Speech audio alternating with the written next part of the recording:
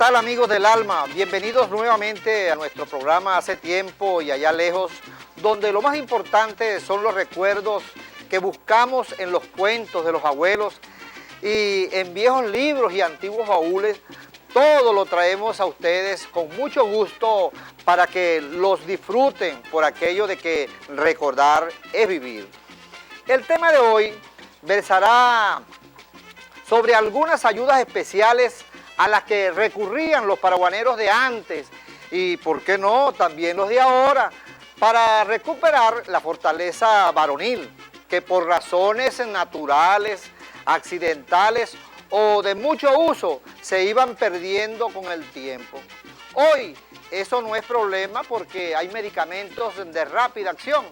que permiten a los hombres de la tercera edad continuar una vida normal desde el punto de vista sexual. Eso sí, sin preocupaciones. En cambio, en épocas pasadas, nuestros abuelos pasaban las de Caín y no podían darse esos gustazos que se dan los abuelos de ahora, ya que no tenían otro remedio que buscar alivio con productos de animales, del mar, vegetales, invocando a los santos o apelando a brujería. Pero haciendo un poco de historia y de memoria sobre algunos afrodisíacos o elementos excitantes, como también se les dice, encontramos, por ejemplo, que aquí en nuestra península, desde la época de los caquetíos, que eran buenos pescadores, la lisa, por ejemplo, era un pez apetecido por su sabor y exquisitez. Pero después que llegaron los primeros margariteños y después los europeos, la cosa cambió porque de los primeros aprendieron los pescadores de aquí que más valor tenían las huevas que la propia lisa como alimento. Y esto sucede porque les metieron en la cabeza que la hueva de lisa contenía un potente estimulante secreto que ayudaba a recobrar a los hombres la esperanza perdida.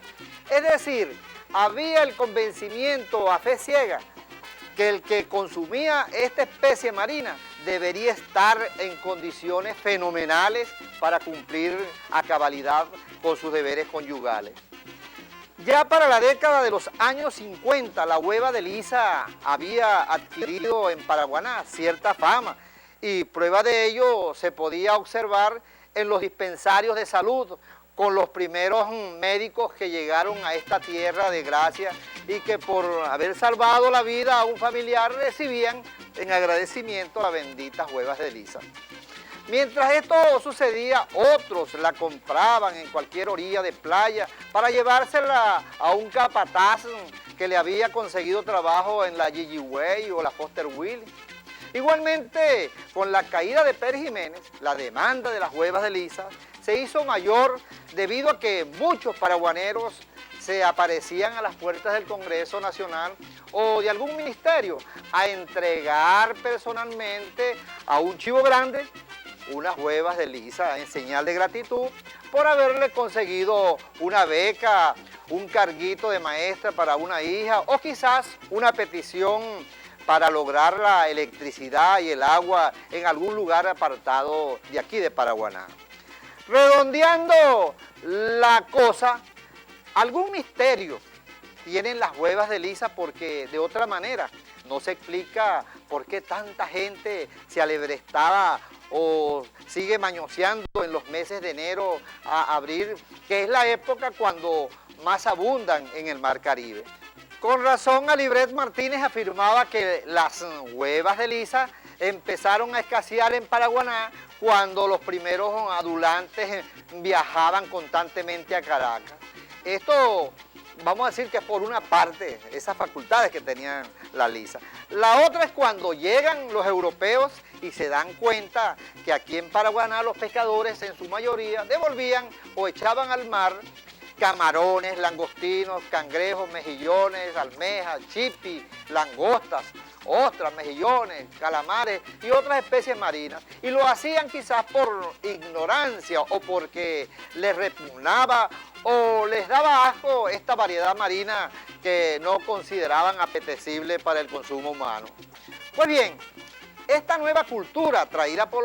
allá por los europeos en el año 1945, cambió completamente el panorama de la península en cuanto a los productos marinos y su relación o su influencia en el aspecto sexual, ya que los italianos, portugueses, españoles y el resto de los europeos que llegaron en ese tiempo sabían por experiencia desde la antigüedad que estas especies eran consideradas afrodisíacos, especialmente las ostras y el carey.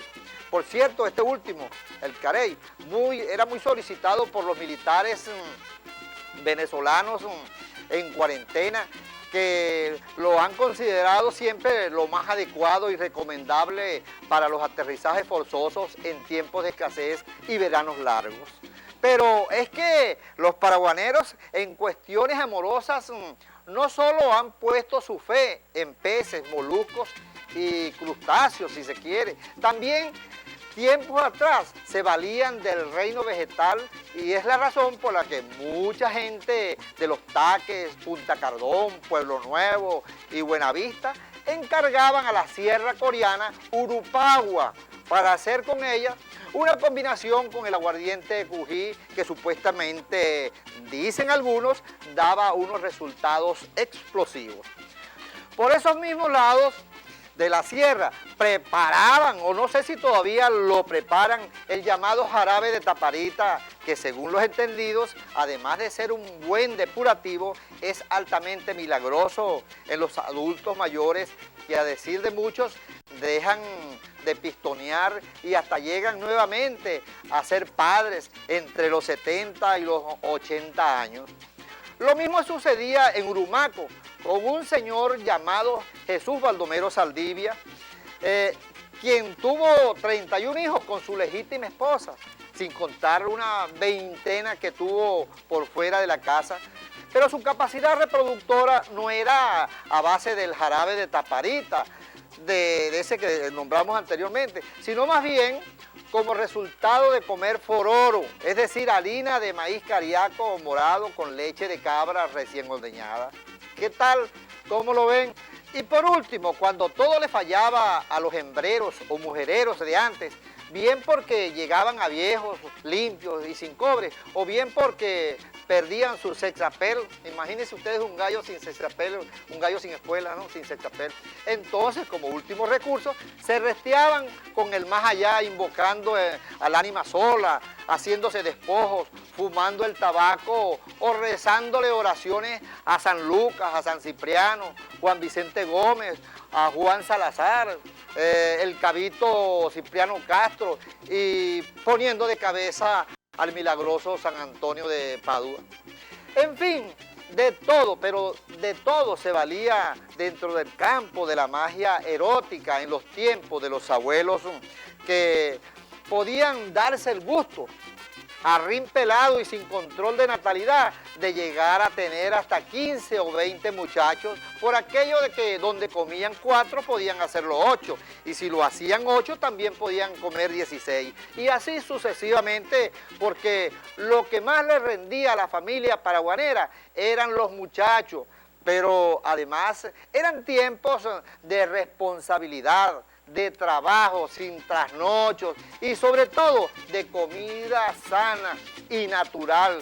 Como natural y feliz fue la vida de los paraguaneros de hace tiempo y allá lejos.